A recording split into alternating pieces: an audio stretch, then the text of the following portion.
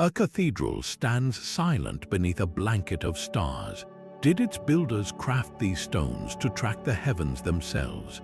Many medieval monuments are far more than places of prayer. They are sophisticated astronomical observatories, encoding celestial knowledge directly into their architecture.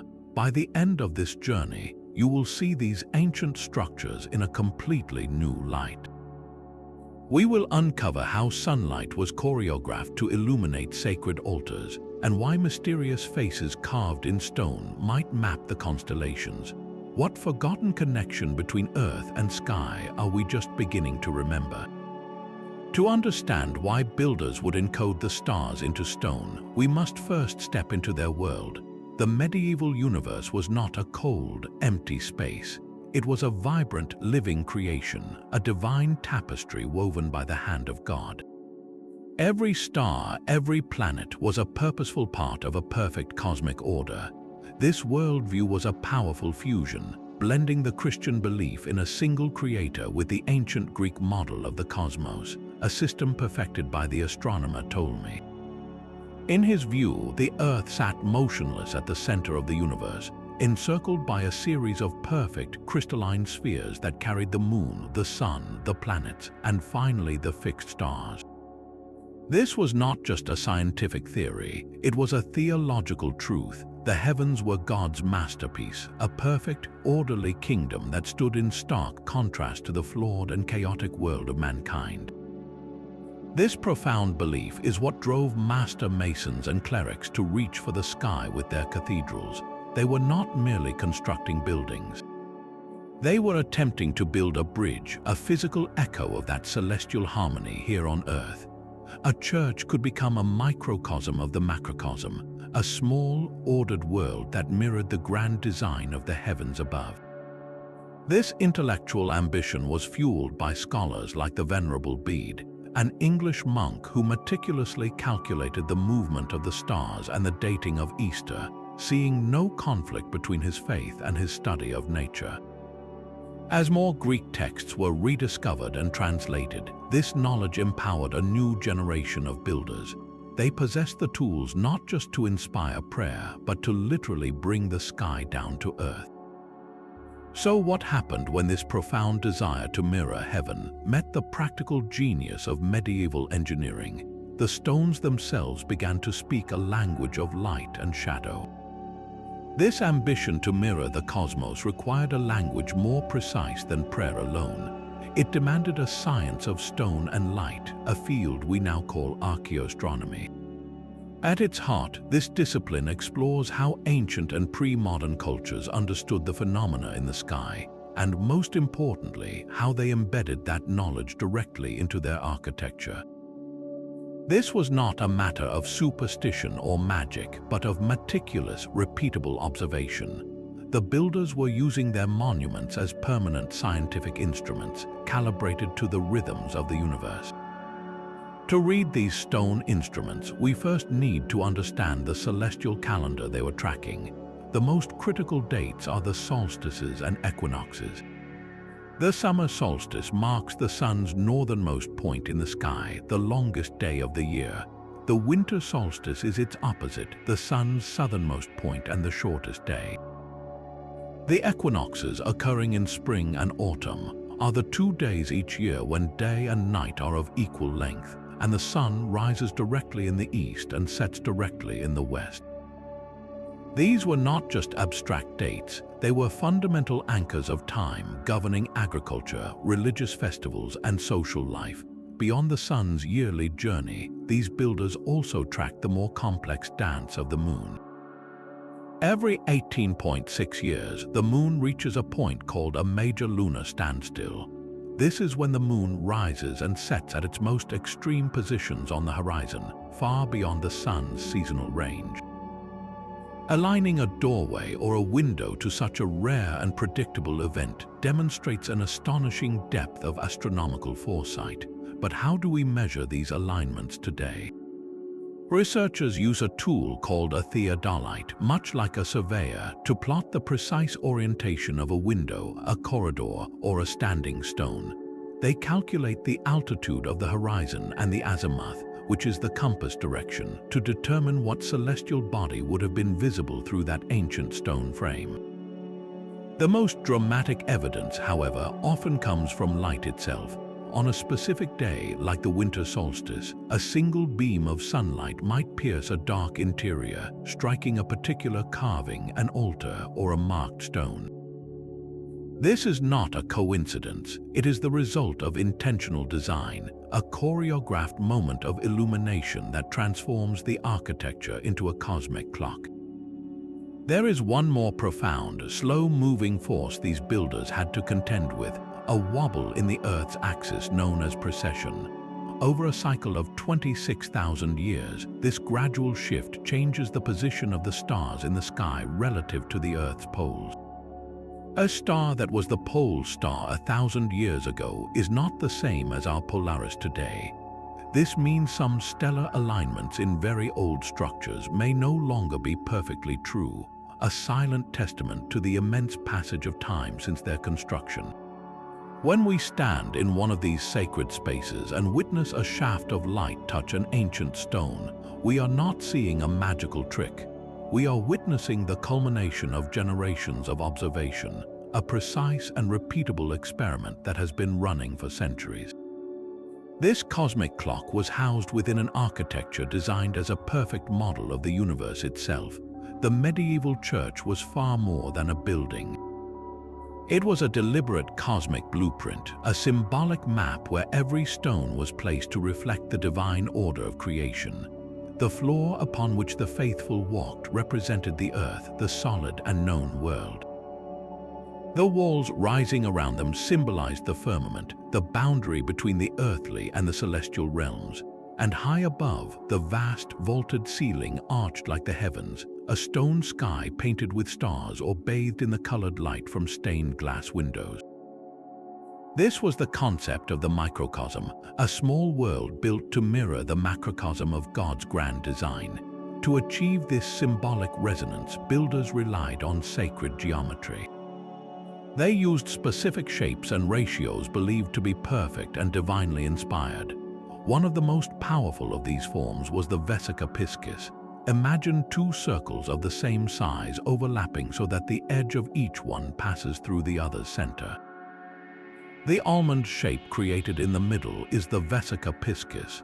This simple, elegant form was seen as a representation of the intersection of the divine and the earthly, the moment of creation. You can see its shape echoed in the pointed arches of Gothic windows and doorways, a constant architectural reminder of that sacred overlap. These geometric principles govern the entire structure's proportions. The dimensions of the nave, the height of the columns, and the span of the arches were not arbitrary. They were calculated using harmonious ratios like the perfect squares and triangles found in nature. This mathematical precision was not for structural strength alone. It was a conscious effort to build cosmic harmony directly into the fabric of the church, to create a space that felt inherently ordered and peaceful because its very proportions echoed the universe. Numbers themselves carried deep symbolic weight. The number 3, representing the Holy Trinity, was everywhere. Many cathedrals are laid out in a cruciform shape with 3 main sections: the nave, the transepts, and the sanctuary. The number 12 for the 12 apostles might be reflected in 12 pillars or 12 windows. Even the act of walking into the church was a spiritual journey. You moved from the chaotic outside world through the west door and down the long nave toward the illuminated east end and the altar, symbolically traveling from the material world toward the light of God, from earth toward the heavenly Jerusalem. When you stand inside one of these vast stone spaces, the sense of awe you feel is not an accident.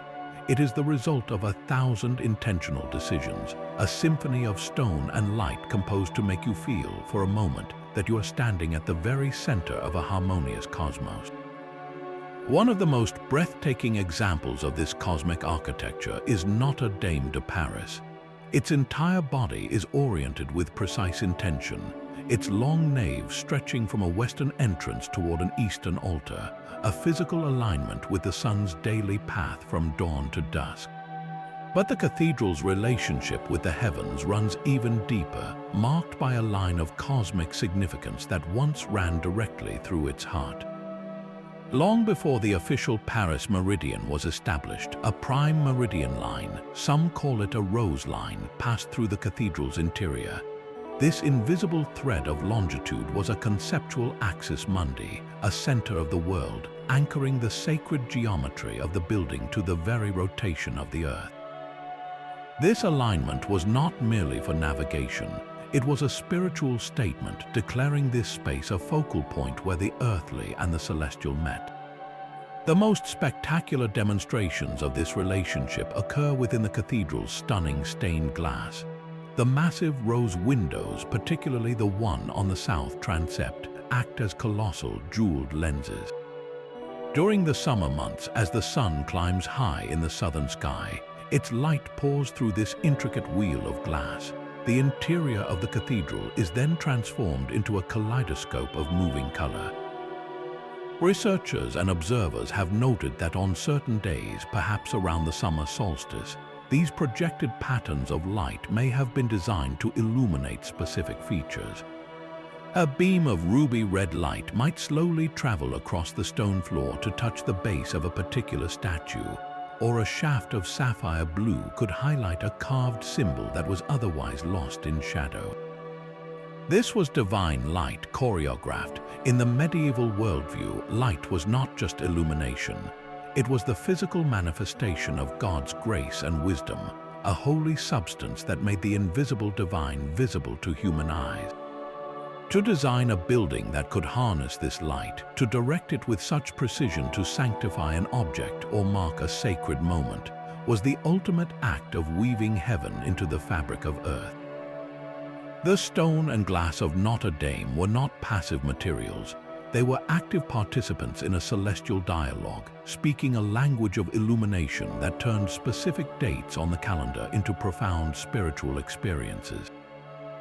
Far to the west of Paris, the spires of Chartres Cathedral rise from the plains, guarding secrets locked in stone and light. One of its most enigmatic features lies on the floor of the nave, a vast circular labyrinth laid into the stone. To walk its path is to embark on a pilgrimage without moving, a symbolic journey toward spiritual enlightenment. But some researchers see another layer of meaning woven into its 11 concentric circles. Could this winding path also be a map of the cosmos? One compelling theory suggests the labyrinth's intricate turns mirror the perceived orbits of the planets, a geocentric model of the solar system rendered on the cathedral floor. The single, meandering path to the center, a rosette, might represent the soul's journey through the celestial spheres toward the divine center of all things. This physical act of walking a cosmic path would have made the abstract Ptolemaic universe tangibly real for a medieval pilgrim, a meditation on both inner and outer space. This celestial theme continues on the cathedral's exterior, where a complete cosmology unfolds in carved stone. The royal portal, the main western entrance, is flanked by majestic figures, but it is the archivolts, the concentric arches above the doorways, that hold a stunning secret. Here you find a detailed depiction of the 12 signs of the zodiac paired with the labors of the months. This is not a random collection of symbols. It forms an integrated cosmic calendar, directly linking the passage of human time with the eternal cycles of the heavens. For each month, there is a corresponding earthly task and a celestial sign. The carving for April, showing a figure holding a flower, aligns with Taurus, the bull. August, the month of harvest, is paired with Virgo, often depicted as a maiden holding wheat. This pairing is profound. It visually declares that the rhythm of human life, from planting to harvest, is inseparably tied to the grand, predictable clockwork of the stars and planets. The farmer plowing his field and the constellation rising in the night sky are two parts of the same divine order. This connection deepens on the cathedral's north porch, where the zodiac appears again, this time in a more complex theological context surrounded by prophets and saints. This placement suggests the Church was not rejecting this ancient astronomical knowledge, but was baptizing it, weaving it into a Christian understanding of a universe created and sustained by God. The entire cathedral, from its labyrinthine floor to its sculpted portals, becomes a massive teaching tool, a stone book open to the sky. It tells a unified story of creation, where humanity's daily toil and spiritual aspirations are forever framed by the majestic, orderly dance of the cosmos. What other secrets might be hidden in plain sight, waiting for a specific day or a certain angle of light to reveal their purpose? High above the pews of countless medieval cathedrals, a silent, leafy gaze meets your own. The Green Man, a face woven from oak and vine, stares out from the shadows of capitals and bosses, an enigma carved in stone. Is this the survival of a pagan nature spirit, a rustic god of the forest smuggled into the heart of the Church? Or does this foliate head represent something more complex, a Christian symbol for the cycle of death and rebirth inherent in nature, a visual metaphor for the resurrection? The leaves sprouting from his mouth could signify the life-giving word of God, spreading through the world like a growing vine. Yet there is a third, more celestial interpretation that connects this earthy figure directly to the cosmic architecture surrounding him. Some of these carvings are not randomly placed, they are positioned with startling precision. In certain churches, on the morning of the summer solstice, a single blade of sunlight will pierce a distant window. This beam of light does not simply brighten the chamber. It travels deliberately across cold stone, a golden finger that finds the leafy face of the Green Man, illuminating it for a few brilliant minutes before fading away. This annual event transforms the symbol completely. The Green Man is no longer just a symbol of nature's abundance. He becomes a receiver of the sun's power. In that moment of illumination, the carving embodies the very essence of the sun's life-giving force, the celestial energy that drives the growth of every forest and every field. The leaves that form his face are a direct consequence of the light that touches it. This solstice alignment suggests the medieval masons saw no contradiction between the divine order of the heavens and the vibrant, wild life of the earth. Both were part of the same creation. The sun, a celestial body governed by God's perfect laws, was the ultimate source of the green world's vitality. By aligning a nature spirit with a solar event, they were creating a profound theological statement, uniting the macrocosm of the sky with the microcosm of the living world within their sacred space. So the next time you encounter one of these leafy faces, ask yourself not only what he is, but when he was meant to be seen. His silent, stony gaze may be waiting for a specific moment in the great celestial dance to reveal his fullest meaning, a secret kept by the sun for centuries. Deep within Salisbury Cathedral, the steady tick of a mechanism echoes through centuries. This is the oldest working mechanical clock in the world, a marvel of medieval engineering that has marked time since the late 1400s. Its primary purpose was to regulate the canonical hours, the 8 prayer times that structured the monastic day, from matins before dawn to compline at night. Bells would ring, calling the faithful to prayer, governed by the relentless, precise motion of iron and brass. But this clock was far more than a simple timekeeper for religious services. It was a miniature model of the universe itself, a celestial engine housed in a stone box. The clock's face almost certainly displayed the movements of the sun and the moon against a background of stars. It would have shown the moon's current phase, waxing and waning in a mechanical dance, and tracked the sun's position through the zodiac. For the clergy who understood its complex dials, this machine made the abstract cosmos tangible. They could see the relationship between the earth and the heavens play out in gears and levers, a physical manifestation of the Ptolemaic order they held as divine truth.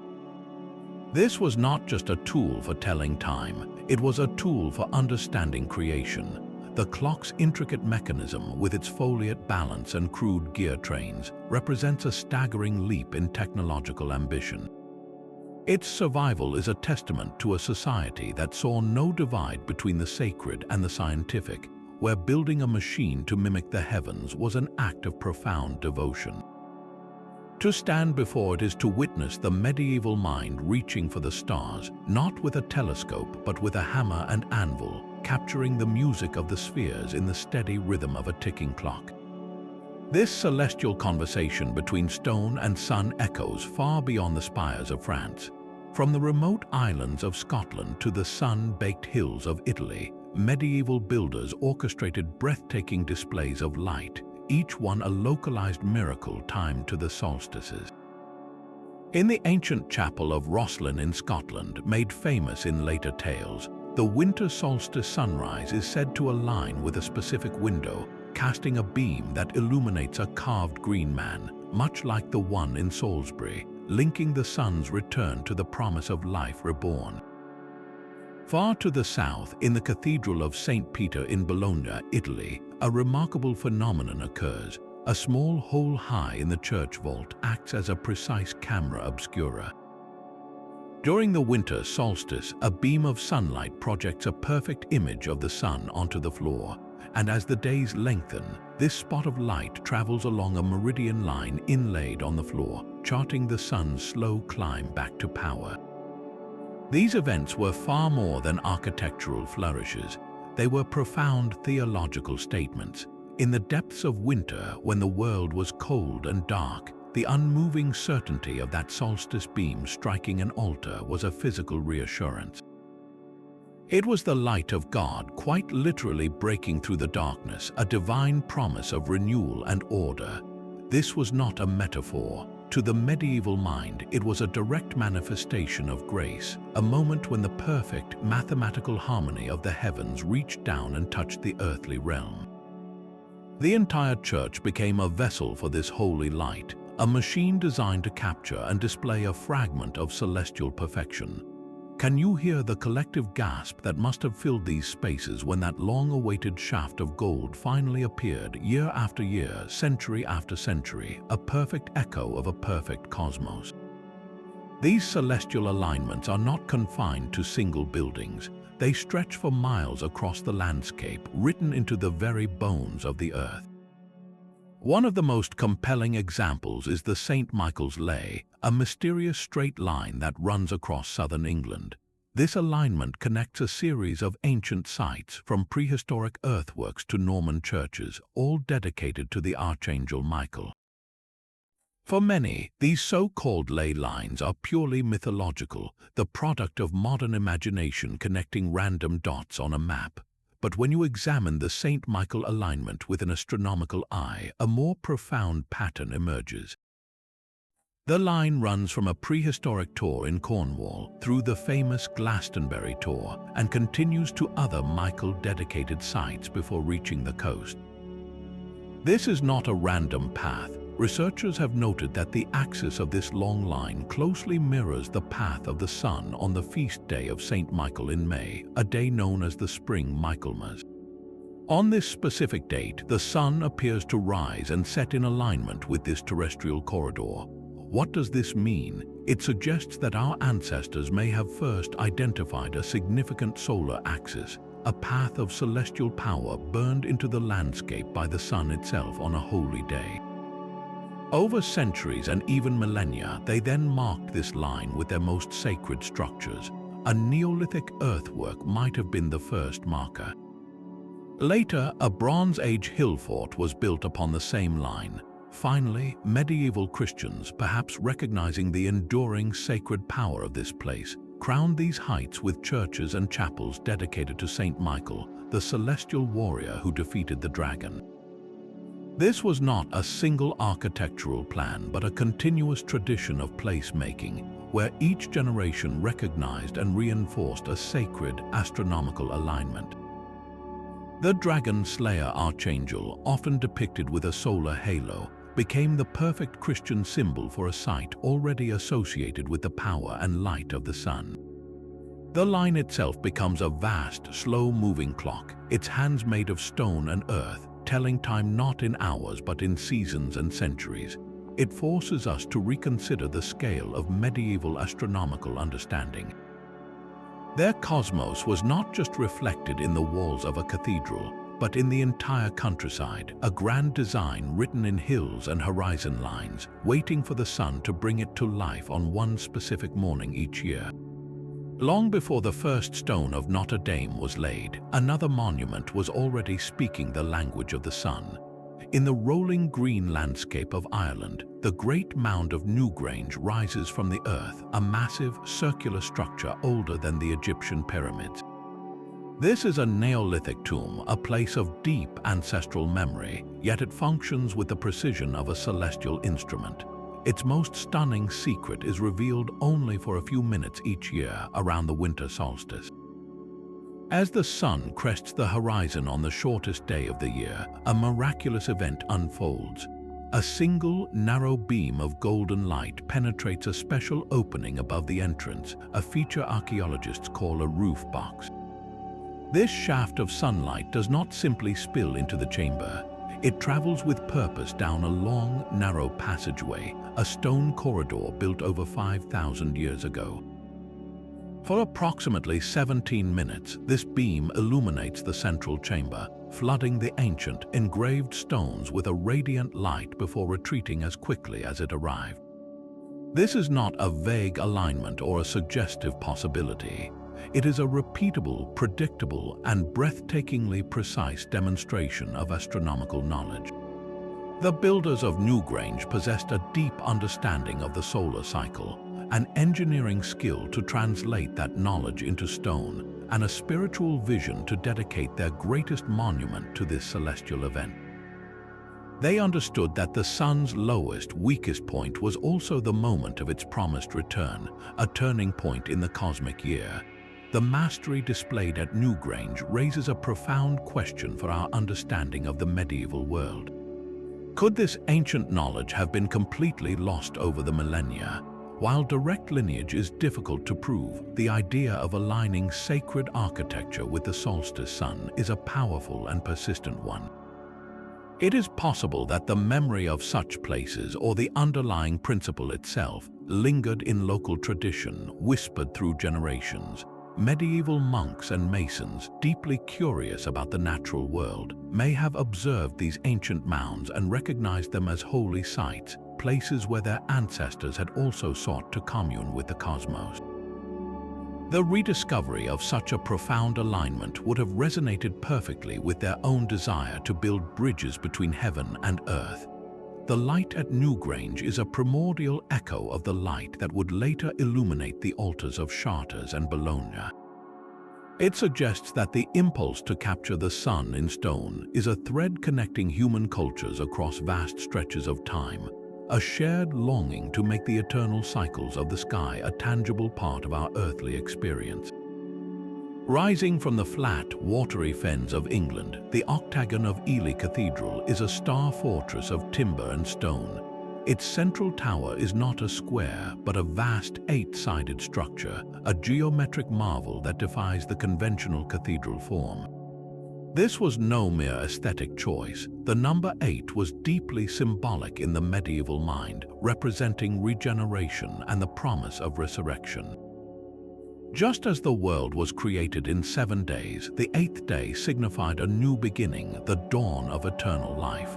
This profound symbolism is built directly into the cathedral's very heart. But the octagon's purpose may reach even higher than its theological meaning. The entire structure is capped by a magnificent lantern tower, a room of windows open to the heavens. From this elevated chamber, one has a near 360-degree view of the night sky. Could this have been more than a beautiful space for contemplation? Some researchers propose that the 8 sides of the tower and the specific orientation of its windows functioned as a sophisticated observational instrument. Each opening could have served as a precise frame for tracking the movement of specific stars or planets as they cycled through the heavens.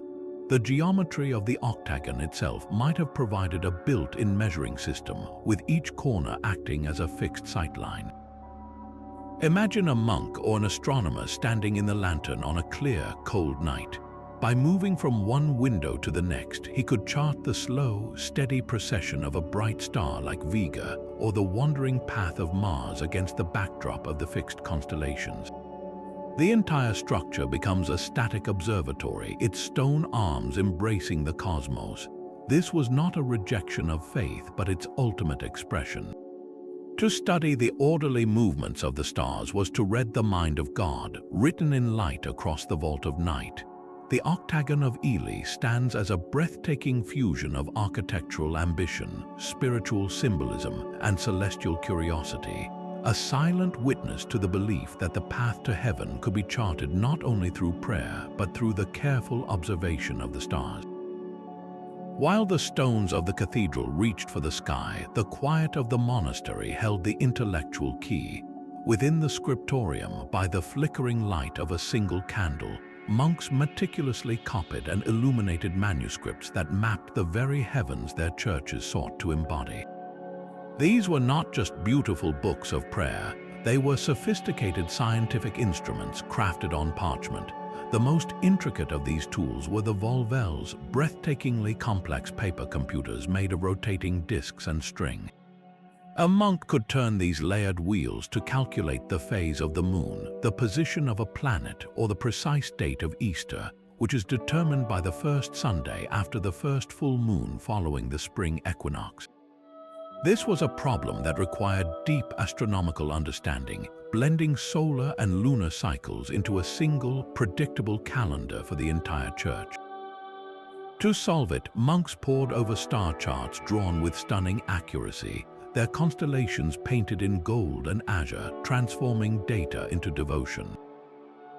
These charts were more than pictures. They were functional maps used to track the wandering planets against the fixed backdrop of the stars, to understand the slow precession of the equinoxes, and to confirm the orderly nature of the Ptolemaic cosmos. This relentless scholarly work provided the essential intellectual foundation. The master mason who designed a solstice-aligned window did not work from a vague folk memory. He worked from principles refined over centuries by monks at their desks, men who saw the study of celestial motion as a direct path to understanding the mind of God. The cosmic clockwork in the stained glass and the labyrinth on the floor was first perfected in ink and vellum. This fusion of prayer and calculation, of faith and reason, empowered an entire culture to build its sacred spaces as perfect mirrors of a heaven they had already learned to measure. Two of these cosmic clocks still tick and turn in the heart of European cities, masterpieces of mechanical art built to make the heavens public. Within the Grand Lund Cathedral in Sweden, a clock known as the Horologium Mirabile Lundens, the miraculous clock of Lund, comes to life. Its face is a detailed, working astrolabe, a bronze map of the sky that replicates the daily motion of the stars, but it is more than a scientific instrument. It is a theatrical performance of time itself. At specific hours, usually noon and 3 in the afternoon, a hidden organ begins to play a medieval tune. As the music fills the cathedral, two wooden knights at the top of the clock mechanically joust, marking the hour with their combat. Below them, the three wise men, carved from wood, process solemnly before a figure of the Virgin Mary and the infant Jesus, paying homage with each chime. This is a profound fusion of science and scripture. The astrolabe displays the cold, beautiful order of the Ptolemaic universe, while the moving figures enact the story of salvation that gives that universe its ultimate meaning. It is a complete cosmology in wood and metal, a reminder that every hour is governed by both celestial law and divine grace. Far to the south, in the old town square of Prague, an even more ambitious clock towers over the public space. The Prague Orloj is a monumental achievement, a multi-layered cosmic computer designed for the education and wonder of every citizen. Its main dial is a magnificent astrolabe showing the position of the sun and moon in the sky. You can see a golden sun moving along a ring marked with the signs of the zodiac, while a silvery moon not only travels but also rotates to show its current phase, waxing and waning in a mechanical dance. This was a public display of celestial mechanics that anyone could understand, but the clock's most famous performance comes when the hour strikes. A skeleton representing death pulls a cord and rings a bell. Two windows above the dial snap open, and a procession of the 12 apostles files past, each turning to bless the crowd below. Once the apostles retreat, a golden cockerel crows, symbolizing the triumph of life over death. The entire spectacle is a condensed sermon on the nature of time and eternity. The moving sun and moon tell you the time of day and the season of the year, the practical time of human life. The procession of the apostles speaks of sacred time, the story of salvation that gives human life its purpose, and the skeleton with its bell is a stark, unavoidable reminder of the limit of earthly time, a memento mori for the entire city to see. These clocks were not built for the silence of a monastery or the seclusion of a cathedral chapter. They were built for the market square and the public church, declaring to every merchant, farmer, and noble that their lives, their work, and their salvation were all part of a single, magnificent, and orderly cosmic design. While the great clocks of Europe marked the hours, the knowledge that powered them traveled from a different world. The celestial science flourishing in medieval cathedrals owed an immense, often unspoken debt to the brilliance of Islamic scholars. At a time when much classical learning was fragmented in Europe, the Islamic world was its vibrant guardian. In great centers of learning like Baghdad and Cordoba, astronomers did not merely preserve the works of ancient Greeks like Ptolemy. They refined them, tested them, and built upon them with stunning precision. This was not a dark age, it was a golden one, and its light would eventually travel north to illuminate the very cathedrals we have been exploring. The most important tool to make this journey was the astrolabe. Think of it as the smartphone of the medieval astronomer. This portable, intricate device, often made of beautifully engraved brass, was a handheld model of the universe. By suspending it and aligning its moving parts with the sun or a known star, a scholar could tell the time, calculate the positions of celestial bodies, and even determine the height of a building. It was a universal computer for navigating both the heavens and the earth.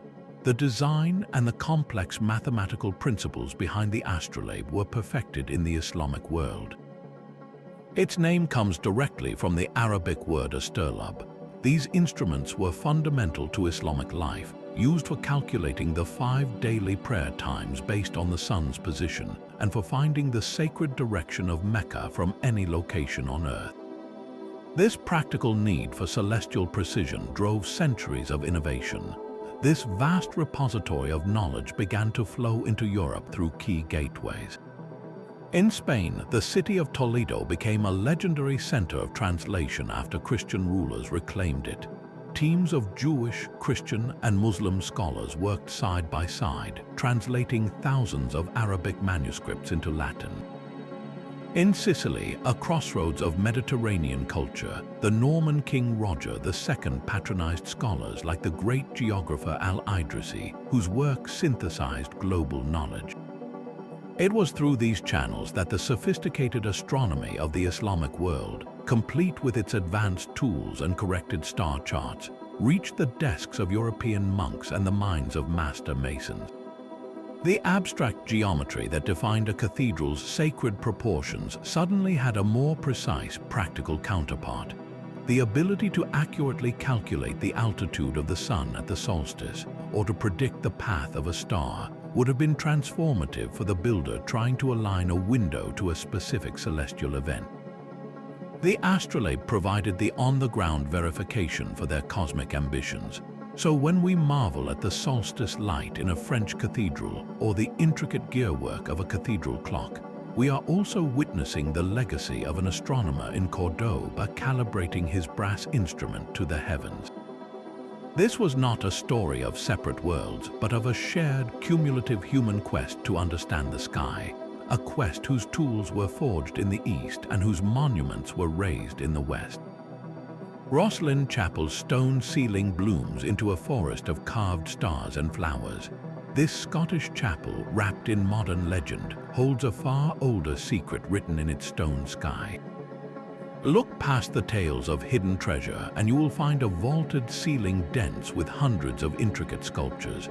There are stars with 8 points, delicate rosettes, and lush plants bursting from the stone.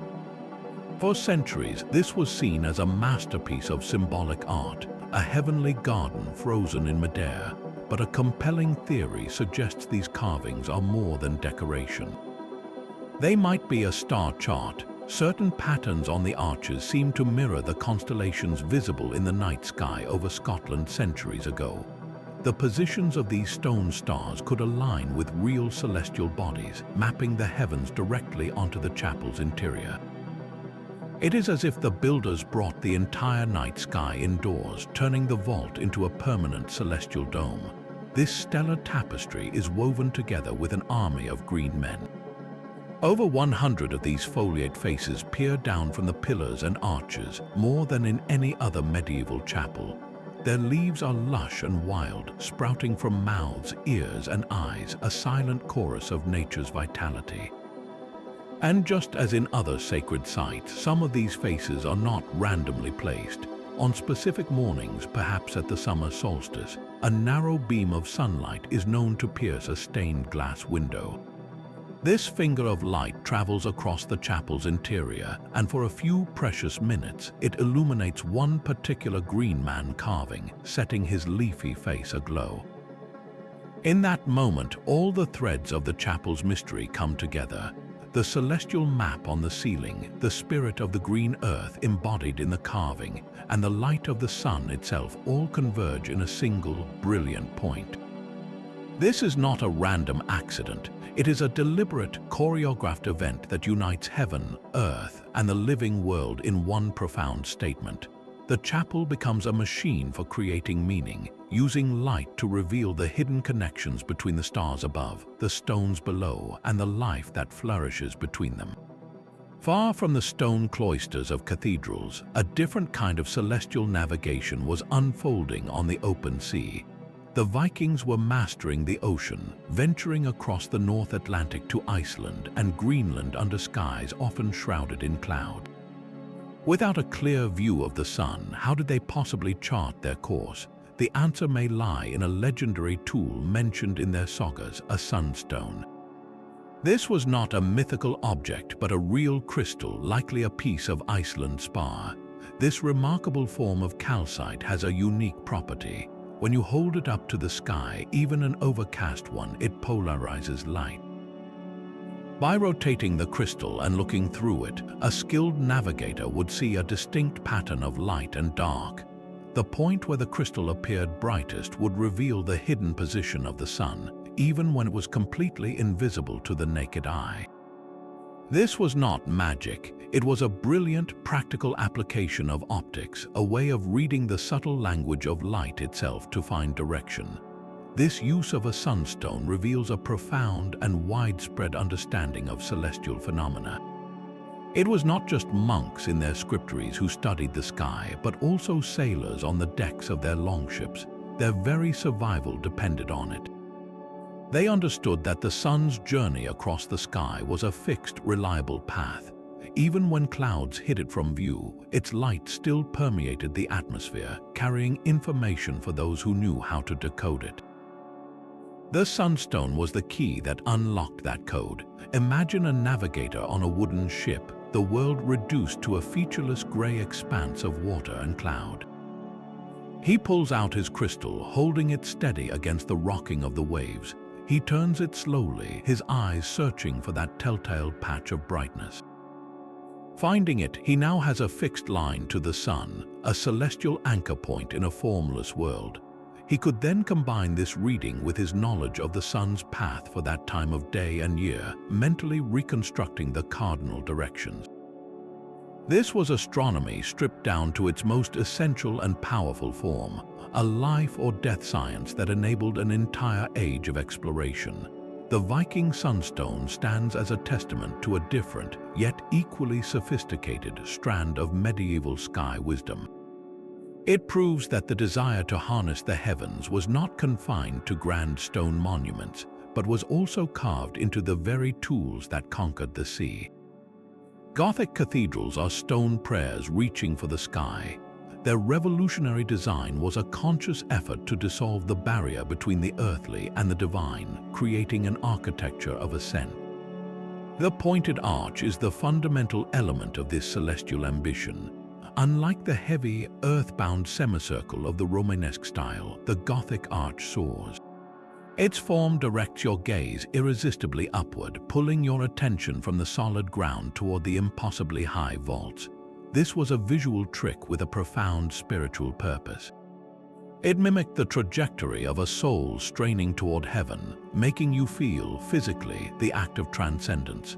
But these towering stone forests of glass and light would have collapsed under their own weight without a hidden innovation, the flying buttress.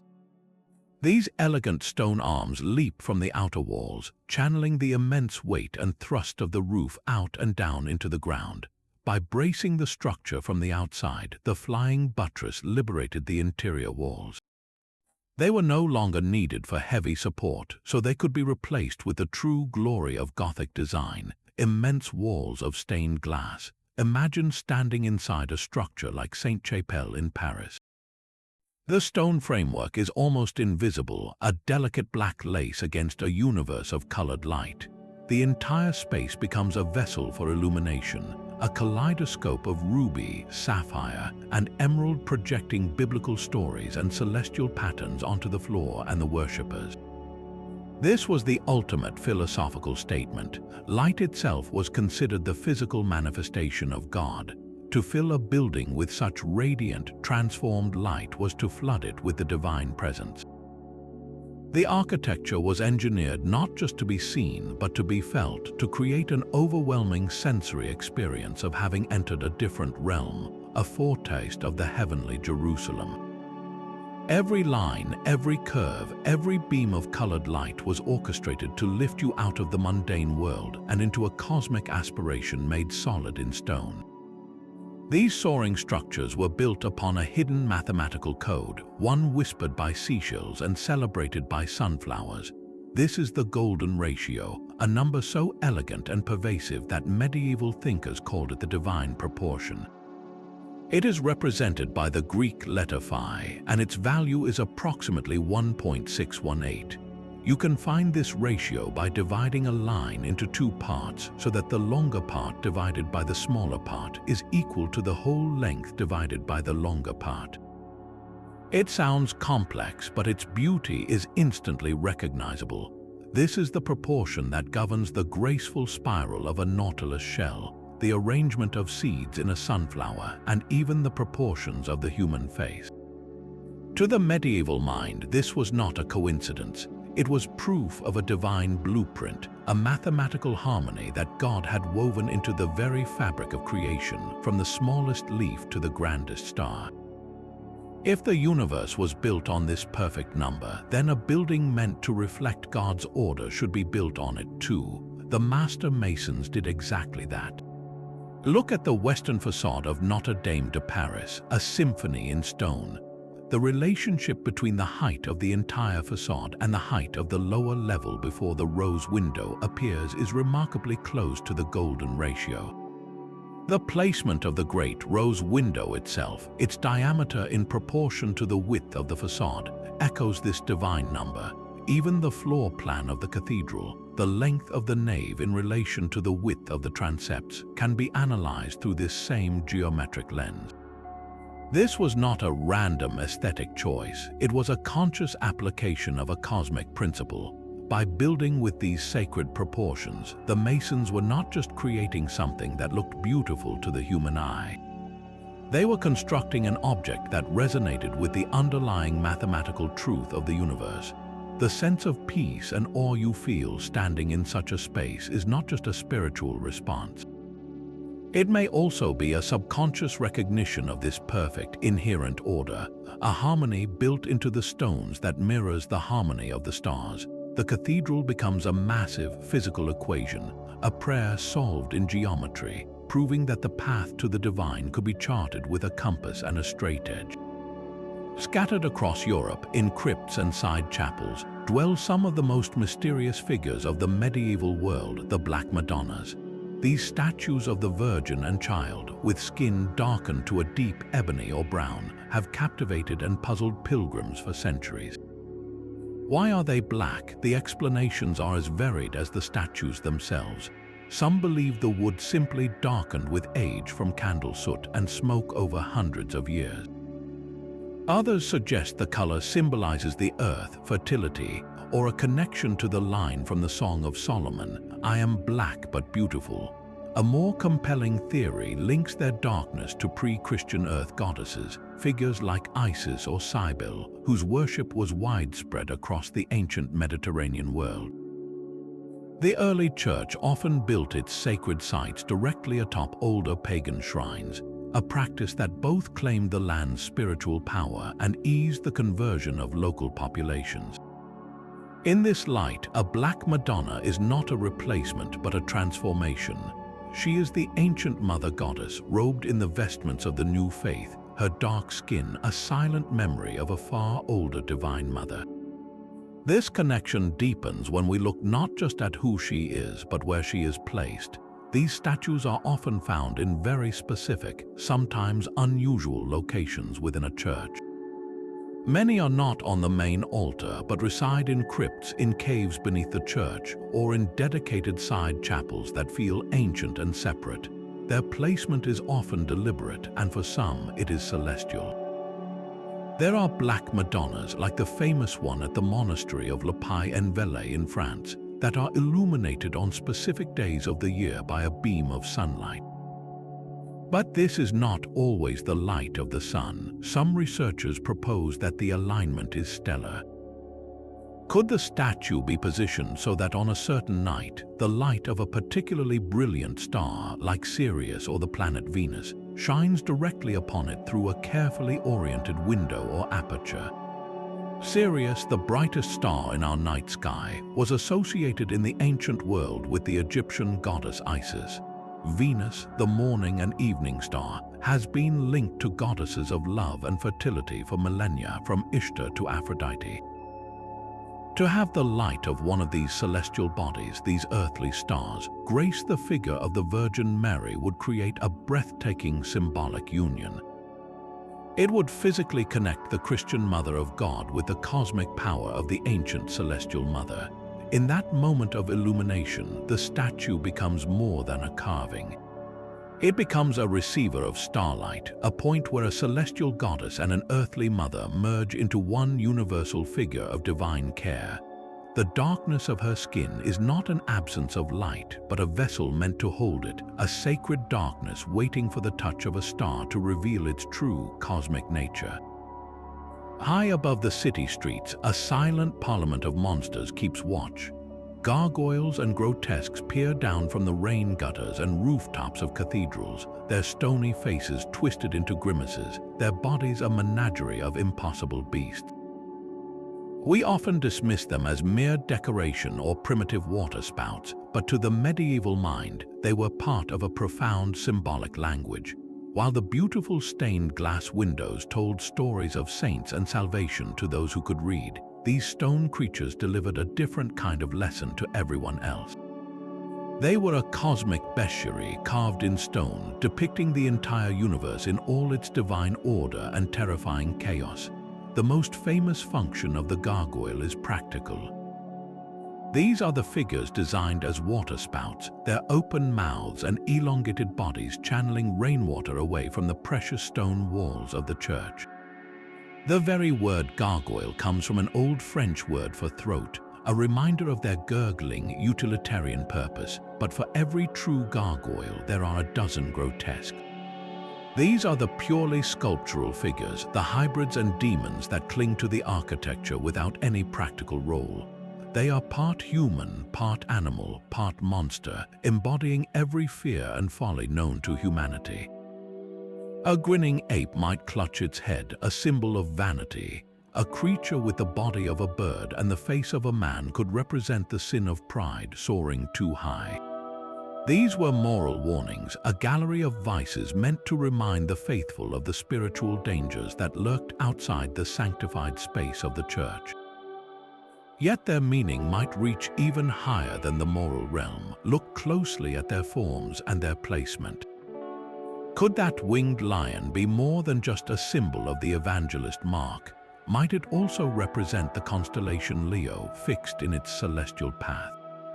That coiled, serpentine beast swallowing its own tail could be an allegory for sin, but it is also a near-perfect image of the constellation Draco, the dragon, which winds its way around the northern pole star. The ancient planetary gods, whose names we still use for the days of the week, were often depicted as specific figures. A stern, bearded man holding a thunderbolt might be Jupiter, while a fierce, armored figure could be Mars. By carving these figures onto the exterior of the church, the Masons were not worshipping pagan gods. They were claiming the entire cosmos, both its classical interpretations and its Christian understanding, for the one true God. The church building itself became a model of this complete universe. Inside, the stained glass and the altar spoke of divine grace and order, the harmonious kingdom of heaven. Outside, perched on the very walls that separated the sacred from the profane, was the rest of creation. The grotesques represented the untamed wilderness, the chaotic forces of nature, the distant planets and mysterious stars, and the spiritual darkness that Christ had conquered. They were a reminder that the church was a fortress against chaos, a sanctuary of light in a world that was still wild, both on earth and in the heavens. So the next time you look up at these stone guardians, do not just see monsters, see a map of a medieval cosmos that was vast, ordered, and alive, where every creature, whether beautiful or beastly, had its place under the watchful eyes of heaven and the master masons who built it. Their circular churches were architectural heresies in a world of cruciform stone. While most cathedrals stretched toward the east in the shape of the cross, the Knights Templar built in the round. The Temple Church in London stands as a perfect example. Its chancel added later, but its original 12th century structure a vast circular nave. This was not a random design choice. These round churches were deliberate copies of the Church of the Holy Sepulchre in Jerusalem, a building the Templars were sworn to protect, yet the form itself whispers of a deeper purpose, one that reaches beyond mere imitation. A circular space has no beginning and no end. It is a geometric representation of eternity and the celestial spheres. Within such a room, sound and light behave differently. A whisper can travel along a curved wall with uncanny clarity.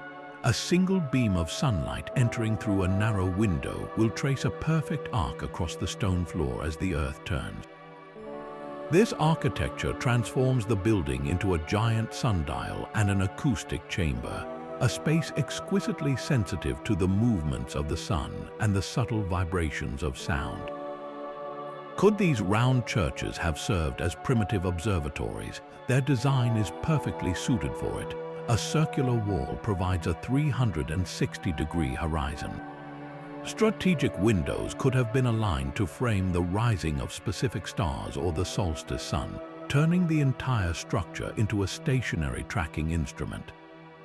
The Templars were not simple soldiers. They were among the most powerful bankers and international diplomats of their age, with a vast network stretching from Jerusalem to London. They had unprecedented access to the knowledge of the East, encountering the advanced astronomy and mathematics of the Islamic world during their time in the Holy Land. It is not difficult to imagine them bringing back more than just relics. They may have carried star charts, architectural treatises, and new ideas about the cosmos, embedding this knowledge into the very stones of their unique chapels. The popular myths of the Templars guarding esoteric secrets often overshadow the historical reality. There is no hard evidence they practiced a hidden astronomy, but their documented interest in sacred geometry and their choice of a cosmically resonant architecture is undeniable. Their round churches stand as silent stone questions, Were they merely symbolic representations of the heavenly Jerusalem, or were they functional instruments designed by warrior monks who understood that the path to God might also be charted in the silent, turning dance of the stars? This celestial conversation between earth and stone, however, would not last forever. A great intellectual and spiritual upheaval was on the horizon, one that would fundamentally sever the connection between the cathedral and the cosmos. The Protestant Reformation, beginning in the early 16th century, initiated a profound shift in religious focus. It championed the written word of God, the Scripture, over what it saw as the idolatry of images, rituals, and physical representations of the divine. The intricate carvings, the labyrinthine floors, and the carefully choreographed light shows were now viewed with deep suspicion.